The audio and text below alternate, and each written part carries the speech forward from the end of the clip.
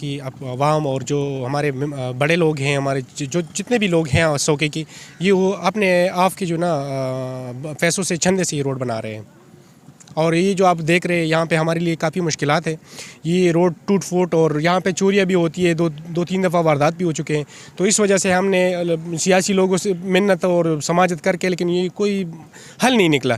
تو اس بنا سے ہم نے جو نا وی سی سوکے کی ایک چھوٹی سی ہم نے تنظیم بنائی ہے، اور اس تنظیم کے بنا ہم نے لوگوں سے چندہ کر کے یہ روڈ بنا رہے ہیں. پیچھے آپ دیکھ رہے ہیں، میرے خیال سے اپنے کو ریلی بھی ہوگی. اچھا، حکومت اور متعلقہ اداروں سے کیا مطالبہ؟ اس سے تو اس کے ہم نے تو کافی جو ایم این ایز ہیں، ایم پی ایز ہے، اور جو حکومت ہے، میں M N As M P As کی بات نہیں کر رہا ہوں، حکومتوں کی بات کر رہا ہوں. 30 سال سے یہ سلسلہ پینڈنگ پڑا ہوا ہے.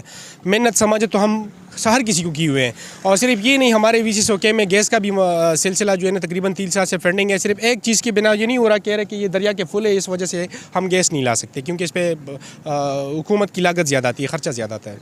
یہ روڈ کتنے عرصے سے ٹوٹ پھوٹ کا شکار ہے؟ یہ 30 سال سے جو ہے نا یہ اس ٹوٹ پھوٹ 30 سال سے بنی ہوئی ہے، لیکن میرے خیال سے 15-20 سال سے یہ ٹوٹ پھوٹ کا شکار ہے. اور ہم نے ہر جتنی بھی حکومتیں آئی ہوئے ہیں یہاں پہ، جو بھی آئے ہوئے ہیں، ہر کسی کو یہ منت کر کے کہا کہ بھئی یہ کروا دے، تو کہتے کہ بھئی یہاں پہ یہ زون بن رہا ہے، انشاءاللہ اس پہ جو نا کام ہو رہا ہے. بڑے بڑے پروجیکٹ ہے، اس کے بعد میں اس پہ کام ہوگا.